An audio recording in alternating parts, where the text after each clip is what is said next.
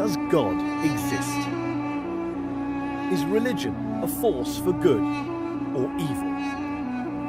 Can religion and science go hand in hand? To find some answers, I've come to Oxford, home to the oldest university in the English-speaking world and the place where I studied as an undergraduate.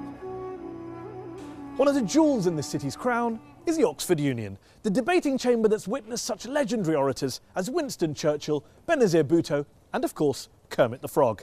I've come back to the Union today to sit down with the world's most famous atheist, Professor Richard Dawkins, to put faith on trial and to ask, is religion evil?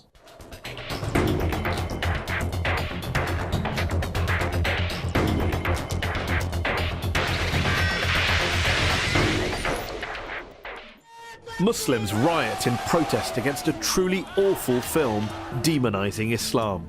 Dozens are killed. The Quran, if found guilty, can be burned. A Christian pastor in Florida tries to burn a copy of the Quran and ignites global pandemonium. Even Buddhists are at it, attacking the Muslim minority Rohingyas in Western Burma. And of course, the conflicts plaguing the modern Middle East are often blamed on ancient hatreds between the children of Abraham. Remember 9/11? Was this religiously inspired terrorism? Thousands died. Yet here's the thing. Societies without faith haven't fared much better. Communism banned all religions, as Joseph Stalin and Mao Zedong systematically slaughtered millions of their own countrymen. Is science any better? Since Galileo and Darwin, scientists have sought to stamp out ignorance and unravel the mysteries of the universe. But science has also poisoned the environment, unleashed killing on an industrial scale, and now threatens our entire planet.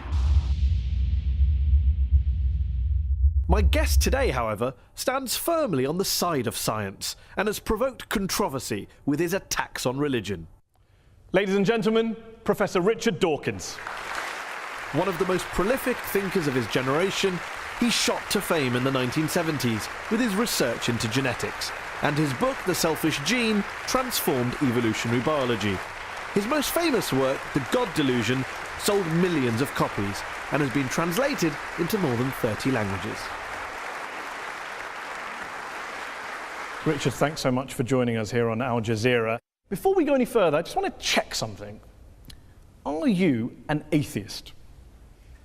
For all practical purposes, yes. Nobody can actually say for certain that anything doesn't exist. But I'm an atheist in the same way as I'm an a-leprechaunist and an a-fairyist and an a-pink unicornist. So you're not 100% sure God doesn't exist, but you're sure enough to make it practically... I'm as sure as you are sure that fairies and leprechauns don't exist. And do you see an equivalence between the idea of God and the idea of a fairy and a leprechaun? The evidence for both is equally poor. You say in The God Delusion, one of my favourite sentences that jumps out of the page, that the God of the Old Testament is a petty, unjust, unforgiving control freak, a vindictive, bloodthirsty ethnic cleanser, a misogynistic, homophobic, racist, infanticidal, genocidal, filicidal, pestilential, megalomaniacal, sadomasochistic, capricious, malevolent bully. As a piece of rhetoric, superb.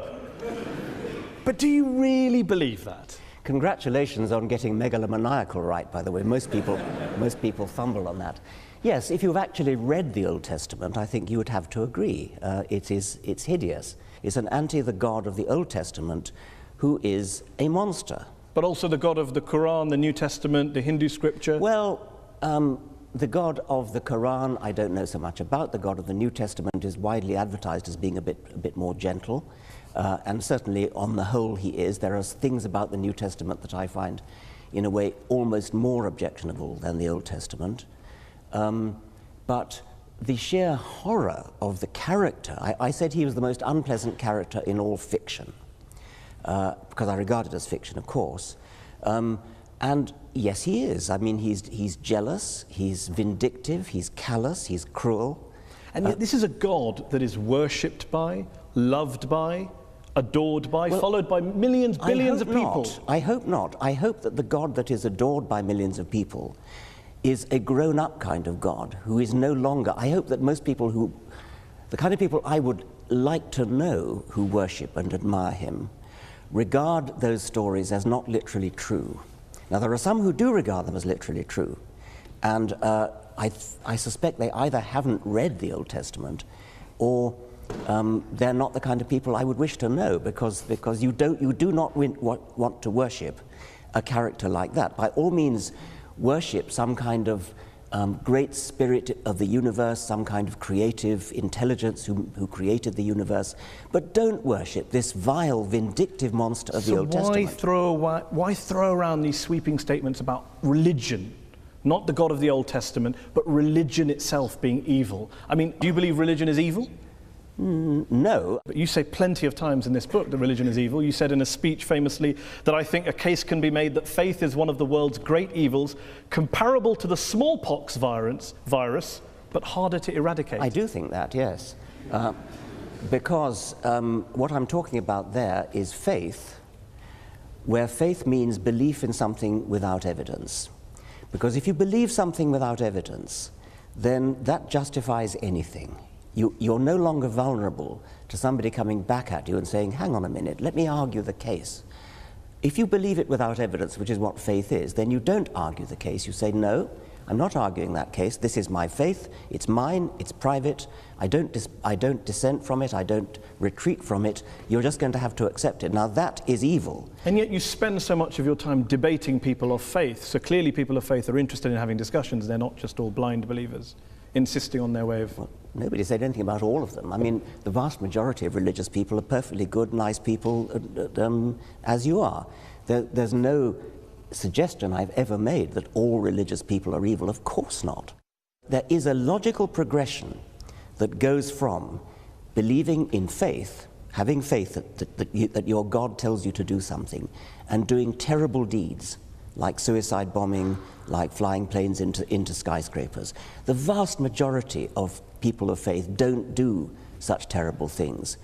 But those people who do terrible things do it believing that they are righteous and good, and they think that they're doing the will of their God. So they're not evil people, they're actually good people by their own lights. They believe they're doing good things, and that's why religion is evil, because it can make you do evil things believing that they are good. Do you really believe that people who go out and carry out suicide bombings, it is faith? Religion is to blame, not geopolitics, not the world, not their lives, not what's going on around us. It's religion, plain and simple. Not always. It's not in the case of the Tamil Tigers, for example. But I think in a great majority of cases it is, and I think it certainly makes it a hell of a lot easier. The evidence is plain that in many Islamic suicide bombers, you talk to them, those who fail, you talk to them afterwards, they've got paradise on the brain. They're desperate to go to a martyr's heaven. And that's what they think about. Professor Robert Pape of the University of Chicago studied every known case of suicide terrorism, 315 cases.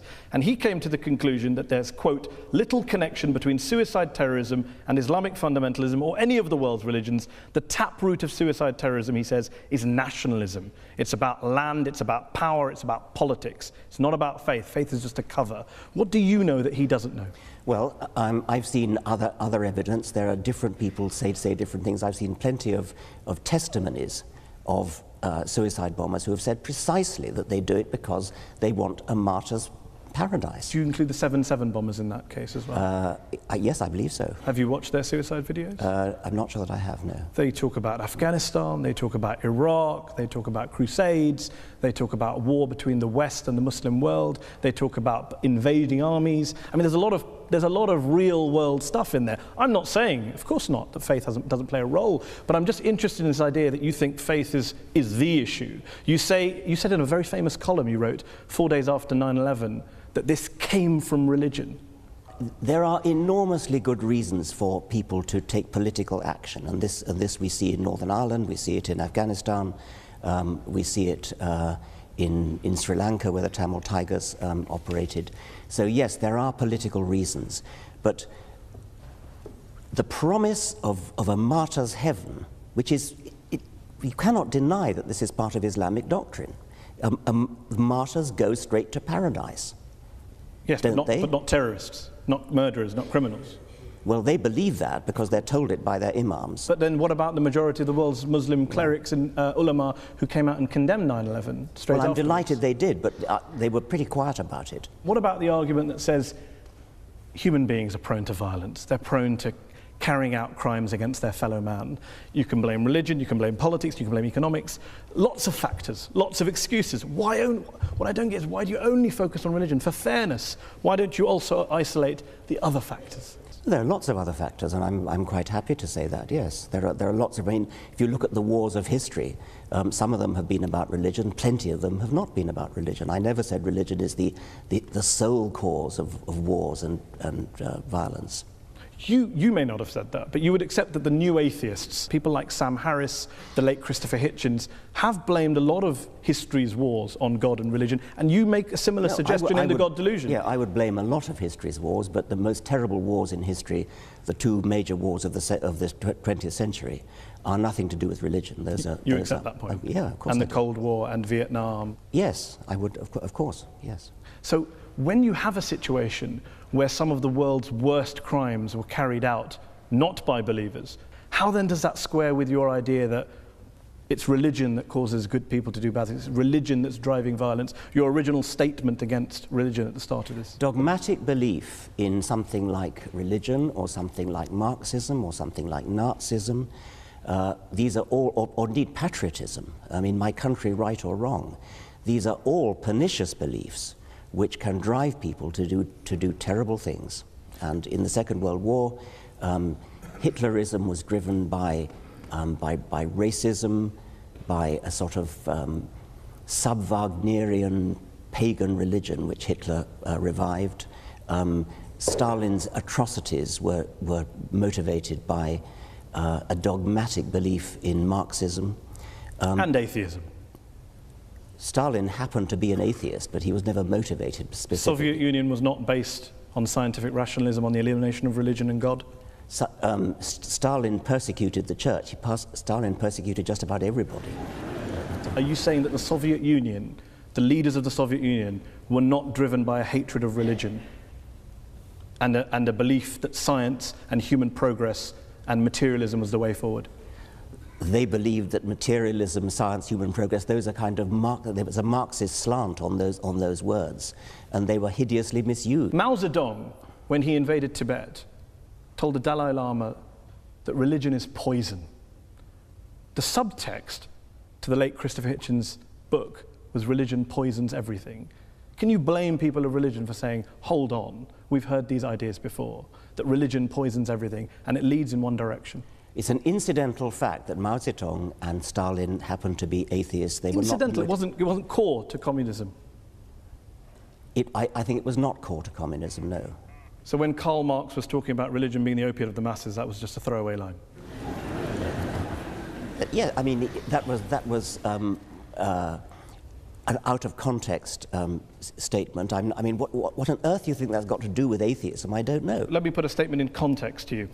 Albania, one of the world's worst dictatorships, tyrannies that we've seen in the last 100 years.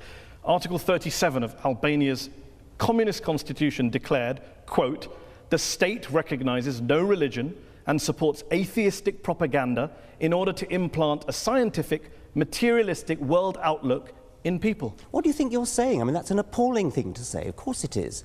Why is that an appalling thing to say? What do you disagree with in that statement? Why would I want to support atheistic propaganda? I support science and truth. But you don't support spreading atheism. I support spreading science and truth. If that happens to be atheism, I support it. I'm not going to start bullying people into being atheist. I'm not going to start trying to compel people to be atheists. That was what the Albanians were doing. It's nothing to do with what I want to do. Of course, but you'd like to persuade them not to be believers and become atheists. I'd like to raise consciousness in a gentle, civilized way, using argument, rational argument, from evidence. In your book, you cite lots of evidence for the bad things religion's done. What I wonder is, if you were being fair, wouldn't you have also included some of the good things that religion's done?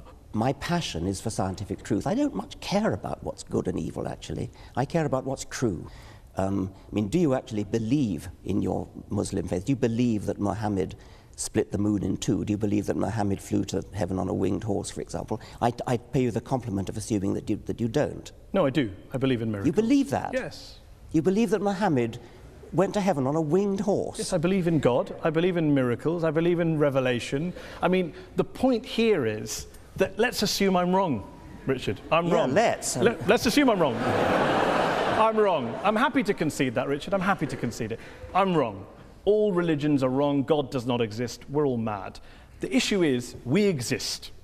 We've existed for a while. I think even Christopher Hitchens said, and you've said in your writings, we're not going anywhere. So my question to you is, why not acknowledge, for example, the good things that religion has done? Do you accept that religion has done good things, despite all of our mad beliefs and our miracles? I accept that individual religious people have done an enormous number of good things. Not driven by religion?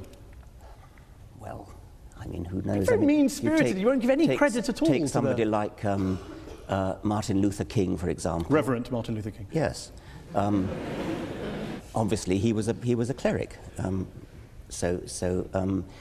I imagine that fed into the good things that he did. Plenty of other things did. He was a great admirer of Gandhi, and he was a great admirer of non-violence. He was a brilliant and wonderful, great man. Would you disconnect MLK's non-violence and Gandhi's non-violence from their very strongly held religious beliefs? They didn't. Well, I think it's not a thing that I really care about, actually. I mean, I think they were... You do care about it, Richard. You're saying that people carry out violence in the name of God, and I cite to you an example of very famous people who have done good and non-violence in the name of God, and you say, I'm not interested. If God doesn't exist, then doing something good in his name it's great that something good gets done, but there's no evidence at all that believing in God makes you more likely to do good things. I can't see any noble, logical connection between being religious and doing good things. Let's concede that God does not exist. Let's concede that religion is false.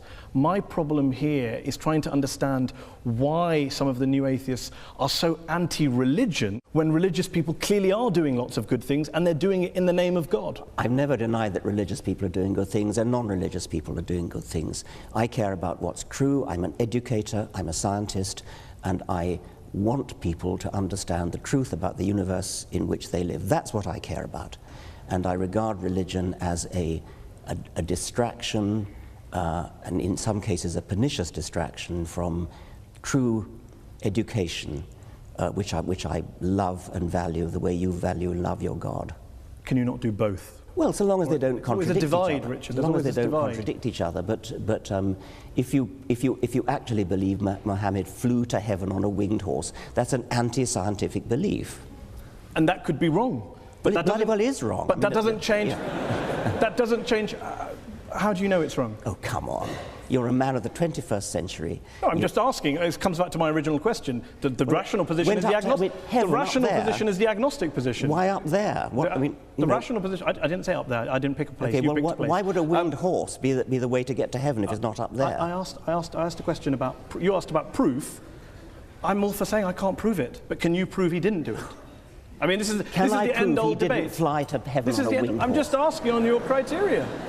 I'm just asking on No, your I criteria. can't prove it, and I can't prove it wasn't a golden unicorn. But I'm fascinated that you'd rather. I'm fascinated that you'd rather talk about what animals the Prophet may or may not have used 1400 years ago, rather than talk about what Muslims or Islam is doing in the world today, good or bad. Well, that seems to be the distraction. If anyone's distracted, it seems to be you. Well, that's your view. I'm fascinated by how somebody, a respected, sophisticated journalist in the 21st century, can believe that a prophet flew to heaven on a winged horse.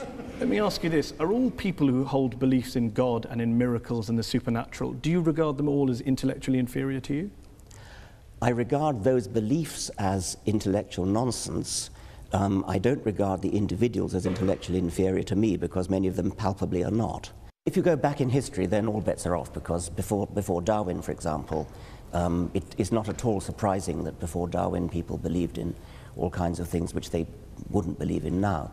There are many people, many scientists today who say they're religious.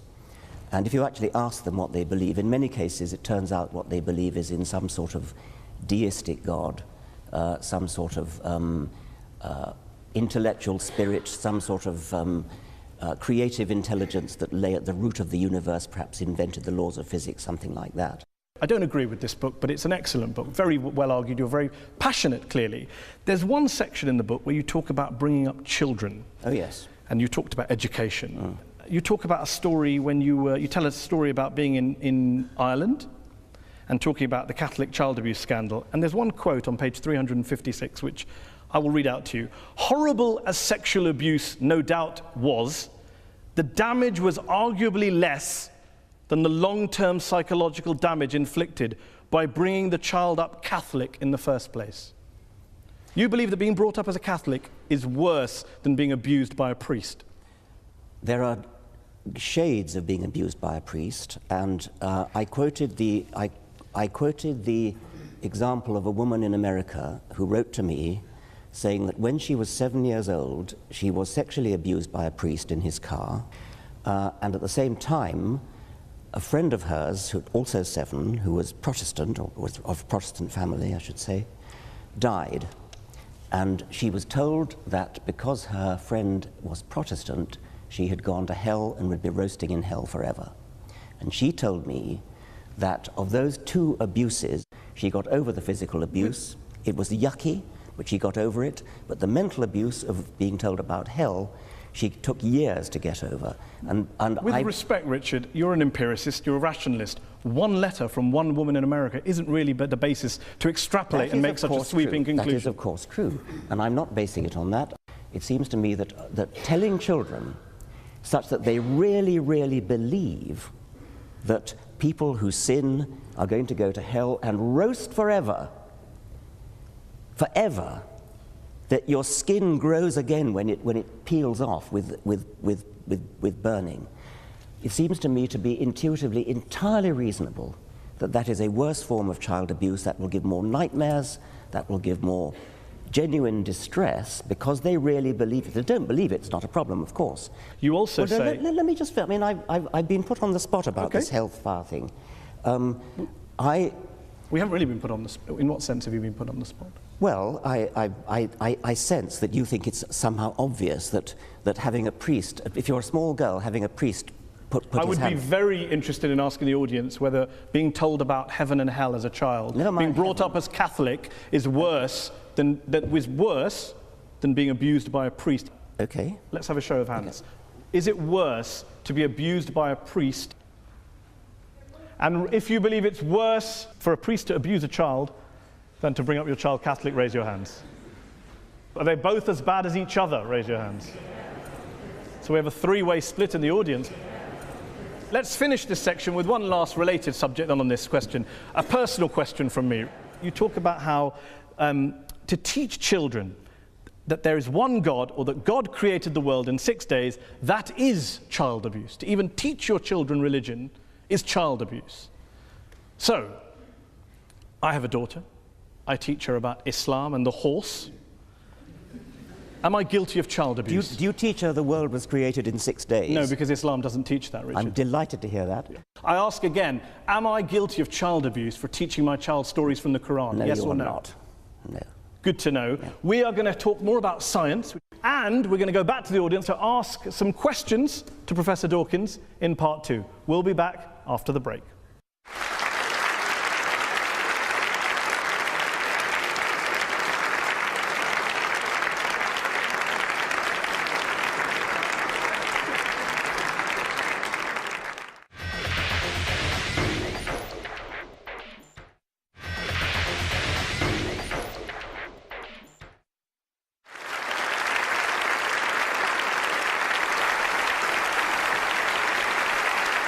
Welcome back.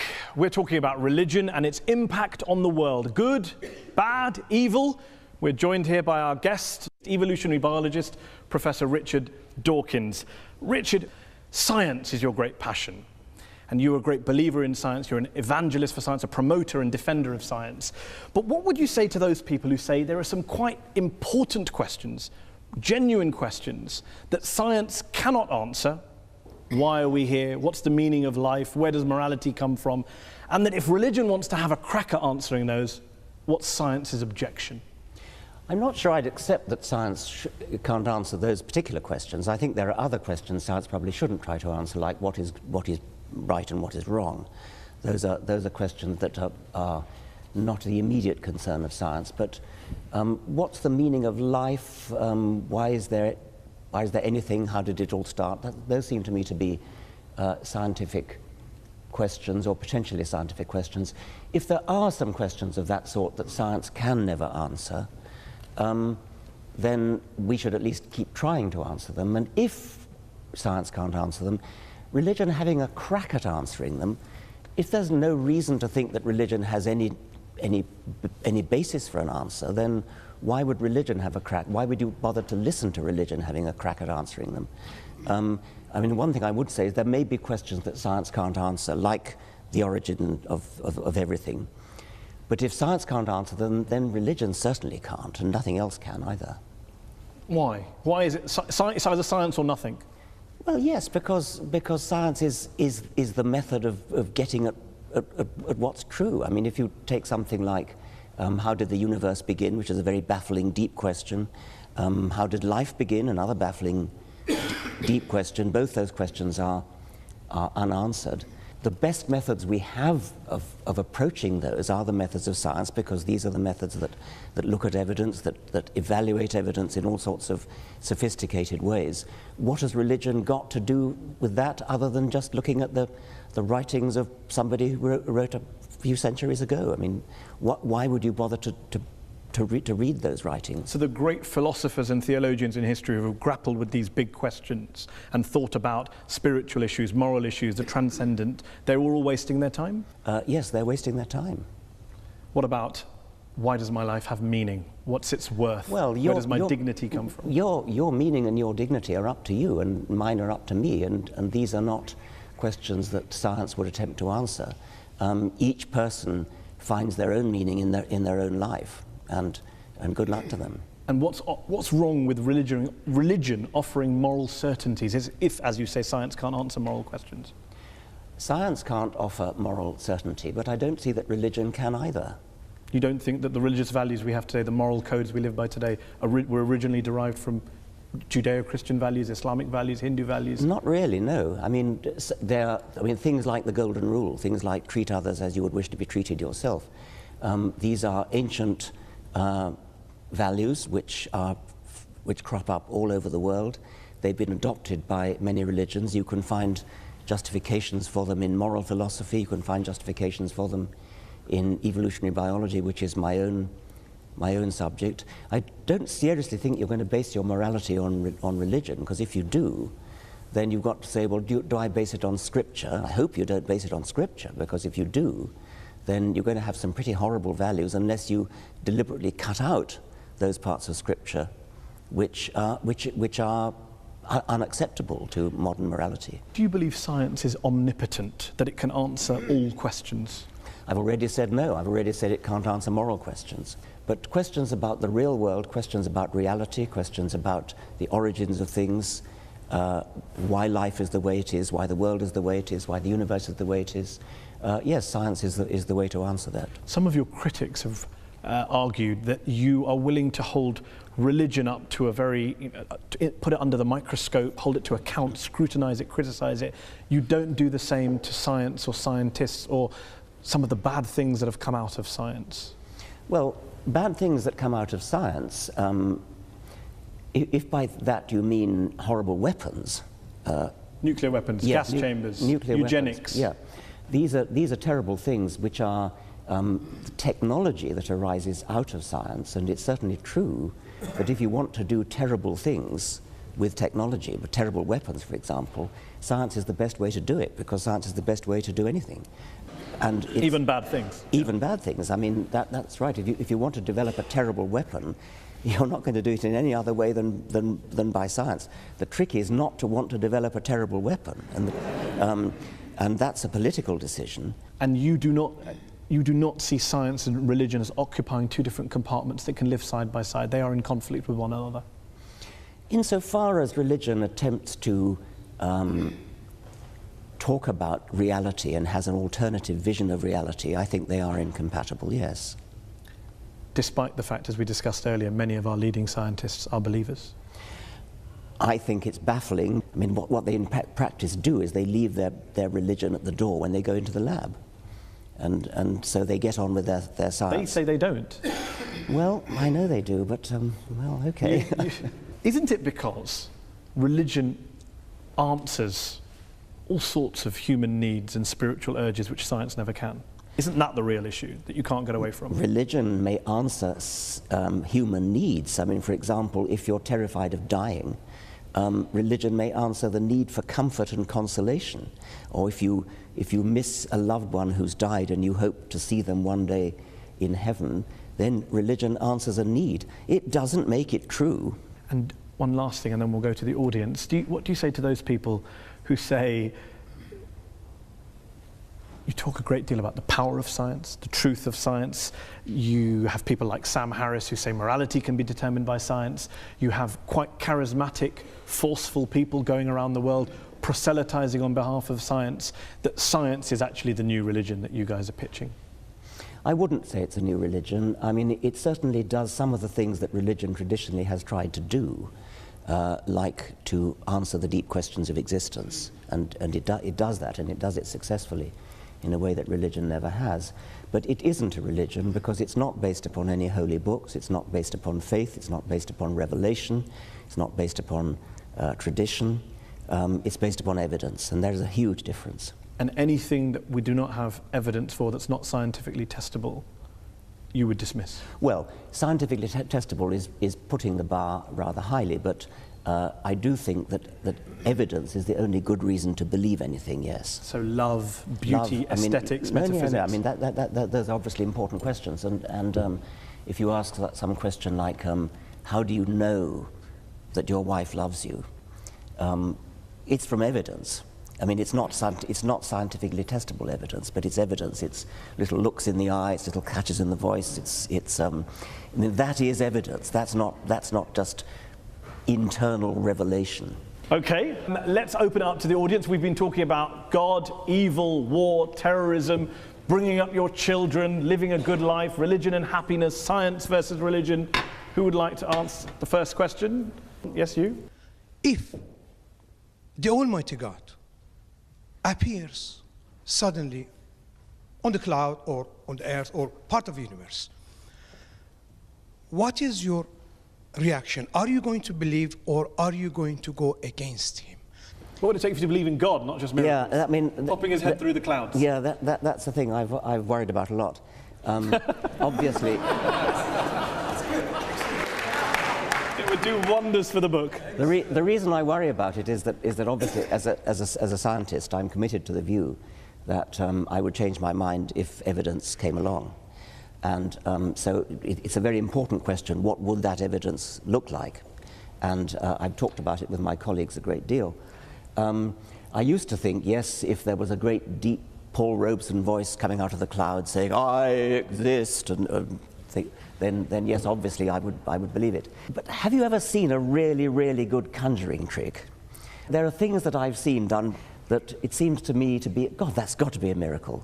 And yet you know it's not. And so there is a real problem there that we are easily fooled. Let's take another question from gentleman here. Very interesting guy. I was extremely amused when you described faith as sort of brooking no argument. This university, of course, began with the study of theology. Most of the people here would have been studying theology at the beginning of the university, and indeed the way in which it was taught was not professorial. You didn't have lectures mostly. Mostly you had discussions, debates. People didn't write monographs, they collected discussions, notes of discussions. People disagreed about their faith.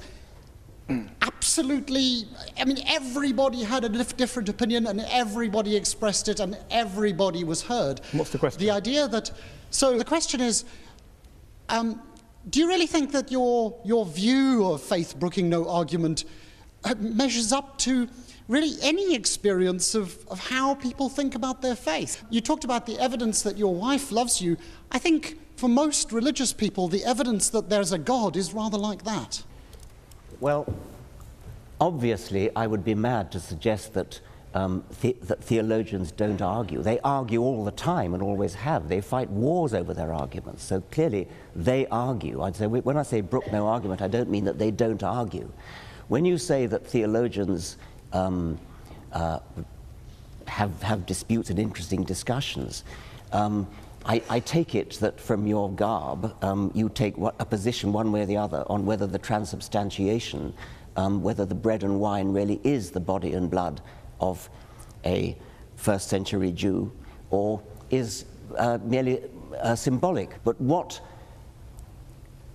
evidence you bring to bear on such an argument, I cannot imagine. It would not be a real argument at all. It would be a false argument. It would not be an argument which could be settled by real evidence. Just deal with the point about the evidence level when you referred to love of your wife. When you say that your wife loves you, and you're getting evidence from looks in the eye and catches in the voice was the phrase that I actually used. And the questioner said, that's the way religious people feel about God. Yes, they feel that about God, but there's no evidence that they're getting any cues at all. I mean, their God is an imaginary God inside themselves. They feel that they're getting little looks from the eyes of God and sounds from the voice of God, but why should we believe them since we can't see or hear any evidence to that effect? Let's take another question. Gentleman here in the second row.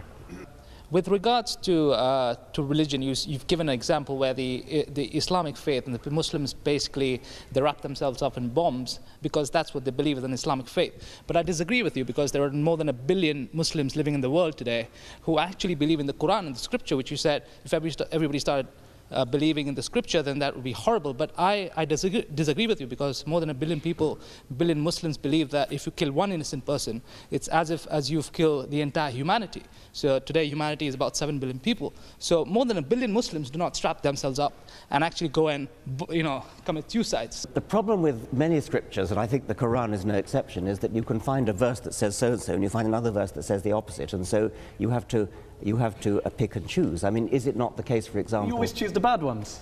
Well, no, I mean, I'm suggesting that you shouldn't be in a position of having to choose. I mean, you shouldn't base your life on a holy book which has contradictory verses, where you can choose one verse when you want to make one point and another verse when you want to make another point. I mean, isn't it the case that the penalty for apostasy is death? You can't take these things and just hold... I could hold up an example of, we mentioned earlier, Sam Harris has said there are some views that are so irrational, people should be put to death for them. Should I hold all atheists to him? Of course I won't hold him to all atheists to that Let me view. put it to you, is the penalty for apostasy death? No. Good, I'm delighted to hear that. Why didn't... And the Quran doesn't say it is. Well, then... Some Islamic scholars do. Okay. But that's debate and discussion. There's arguments going on. Things take place over centuries. Okay. Well, let's have an atheist make a point and join the debate. Lady there's waving her hand. Actually, in the Quran, mankind refers only to Muslims and excludes infidels, which is all the rest of us. So that's a small point. But really, my question to Professor Dawkins is, how does he feel about the encroachment of all religions, extremists, evangelists, Christians, and a lot of Muslims into the politics and everyday life? And how does he feel about a religion trying to influence politics and public, How do you feel about religion influencing politics and public life? People should be free to speak their minds. I mean, I'm a great believer in free speech, and so members of parliament should speak their minds, and if their minds are influenced by their religion, then that's fine. What I would object to, I think, is the view that somehow religion has a privileged right to speak because it's religion. And I think you probably agree with that as well.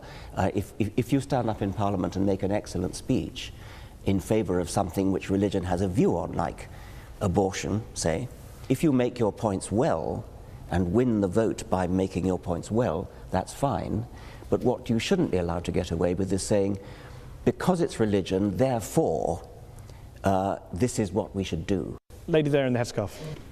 As a social scientist, the model of the rational actor is somewhat discredited. We don't look at all actors at all times as acting rationally. In fact, we assume that they don't.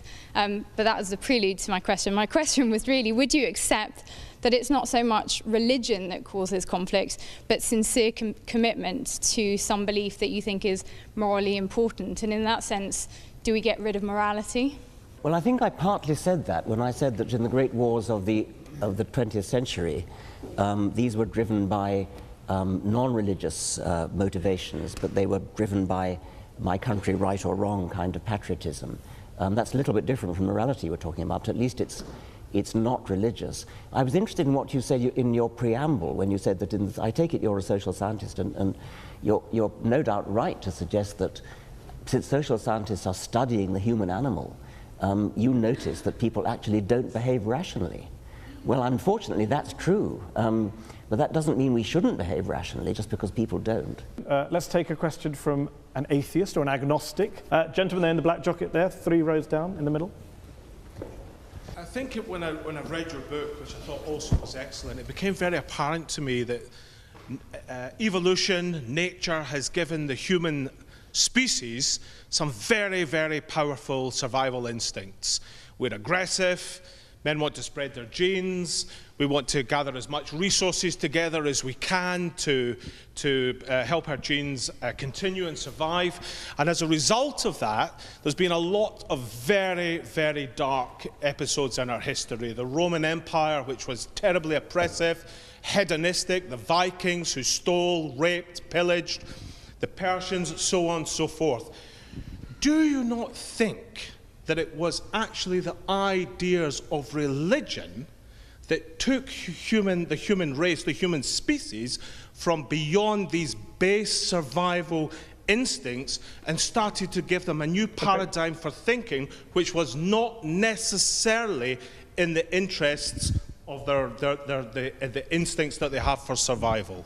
It's perfectly true that a sort of selfish gene view of life, which is what I've mostly written about, is a very unpleasant view of life. And if you followed the creed of the selfish gene literally and actually lived your life according to it, it would be a very unpleasant world in which to live. It would be a sort of Thatcherite work.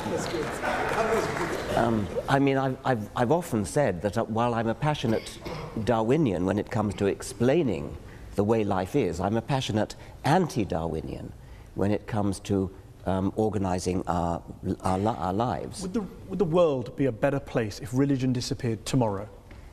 Yes. Despite all the good things we discussed that you recognise.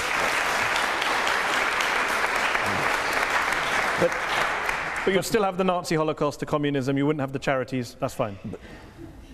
You would have the charities, but I mean, it's only your assumption. But I want to finish because the question actually challenged me by saying that it was religion that helped us to escape from the unpleasantness of the selfish gene.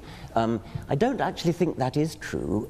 I think that we have escaped by a long and slow process of civilization in which religion no doubt played a part. If you look historically over the very long time span of history, we're getting better, we're getting nicer, we're getting more charitable, we're getting kinder, getting less cruel. I wouldn't give religion the credit for that. I think I would give a much more complicated mixture of civilizing processes the credit for it, and religion is probably a part of that. Okay, let's take one last question. Gentleman there in the blue jumper. We're going to have to make this the last question. Professor Dawkins, as an atheist, is it not the case that you either believe in the universe just popping into existence without a cause, which is worse than hocus pocus, or in this thing called the multiverse, which has as much independent empirical evidence as Hades controlling the underworld? Right. The phraseology you use is somewhat biased, somewhat slanted. The universe popping into existence out of nothing, the multiverse theory is used in this context to explain the fact that some physicists believe that the physical constants are too finely adjusted. It's as though it's a put-up job. It looks as though the physical constants are so finely adjusted that if you change any one of them, then the universe would collapse. And I started to say that. Yes. Now, the multiverse hypothesis is a kind of Darwinian way of solving that problem. It says there are billions and billions of universes, all of which have different settings of their fundamental constants. A tiny minority of those billions and billions of universes have their constants set in such a way as to give rise to a universe which lasts long enough to give rise to galaxies, stars, planets, chemistry, and hence the process of evolution. But do you understand, it does make me chuckle that you mock me for believing in a prophet that flies into a heaven, but you believe in lots and lots of universes that you can't show me, prove to me, test to me in a lab, as a basis of getting out of believing in a God and a prophet. I'm astonished that you should compare the two. I'm comparing the lack of evidence for the two. Well, you cannot use your own intuitive common sense in order to diss physics. I mean, if you could do that, we wouldn't need physicists. I mean, they are very sophisticated people. They do mathematics. But there are physicists like Paul Davies who have dissed the multiverse theory as being nonsense. Well, Paul Davies would rather take the view that there's something mysterious in the origin of the universe, and that's another perfectly respectable physicist's view. Steven Weinberg, the Nobel Prize-winning physicist. It's respectable if a physicist holds a view about mystery in the universe, but not if anyone else holds it. If we're talking about the origin of the universe, that is a problem in physics, yes. Let's end with a couple of quick questions. If, as Christopher Hitchens, the late Christopher Hitchens wrote, religion is ineradicable, and as you put it, harder to get rid of than smallpox, doesn't this basically mean that whatever motivations you have, no matter how passionately you're driven and love for the truth, you are essentially wasting your time? I would never admit to wasting my time trying to propagate the truth, and I think I can claim a modicum of success with the people that I've read my books, the people who've attended my lectures. It's a doctrine of despair to say that we're stuck with religion for all eternity. The religions of ancient Greece and ancient Rome and the Vikings have all dead. Nobody believes in Jupiter or Thor anymore. And I have great hopes that the same is going to be true of the God of Abraham. And one last thing, there's a new book out from one of this country's well-known philosophers called Religion for Atheists, which makes the case that no matter how false religion is, no matter how imaginary God may be, there are some lessons, there are some institutions, there are some values that atheists could usefully borrow. I've heard that argument put. I've heard people say that humans do need some sort of rituals, and they need some sort of gathering places, meeting places. I can sort of see that. It's not a thing that interests me very much. I don't feel any great need for ritual. I don't feel any great need to fill the alleged vacuum that will be left when religion goes. I think there's plenty to fill it already. It's been a fantastic discussion. It's a pleasure to have had you here on Al Jazeera. Thank you all to the audience here in the Oxford Union Chamber, and thanks to you all at home for watching. Goodbye, and dare I say, God bless.